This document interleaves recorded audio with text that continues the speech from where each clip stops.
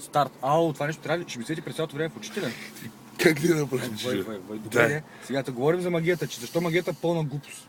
Не, че това, че я има, не пречи да е пълна глупост.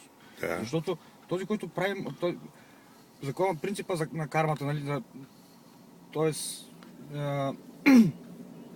Чакай да си измисля мисълта. Търся.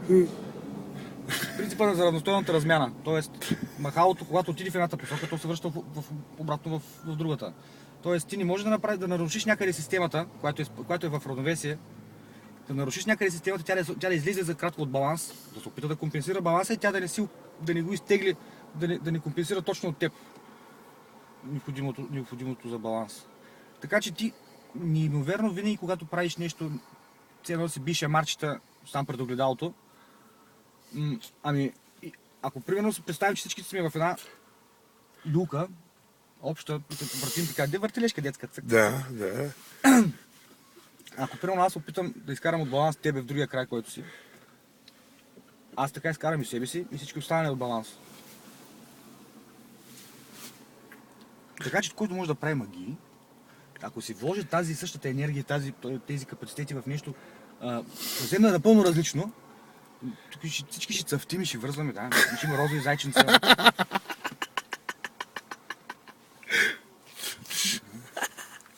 Това ли беше? Розовите зайченца.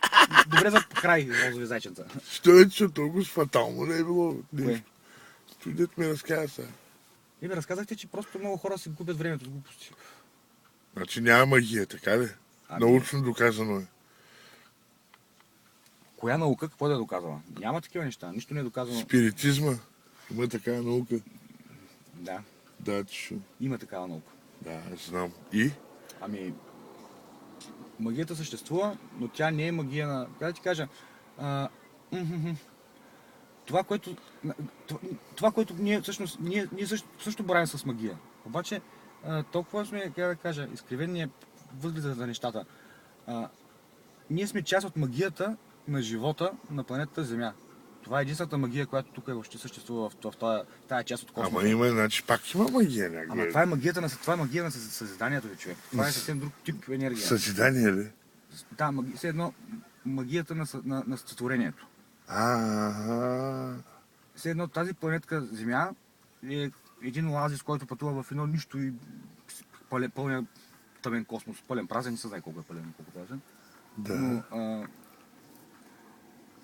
като такъв един съхранил живот на себе си, нали, миниатюра, то си е миниатюра Земята в сравнение с космоса, то си е точно, тя се носи със себе си магията на живота и се върви, се флъчи в космоса на някъде и се носи тази магия на живота и ние сме част от нея.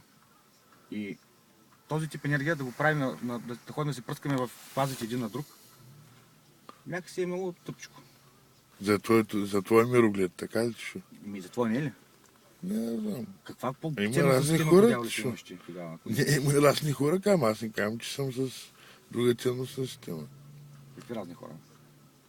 Някои са нервни, други са спокойни, някои не изобщо. Нали, различни хора има. Да. И не винаги има равновесие, знаеш, колкото и да не е. Ало? Включвам.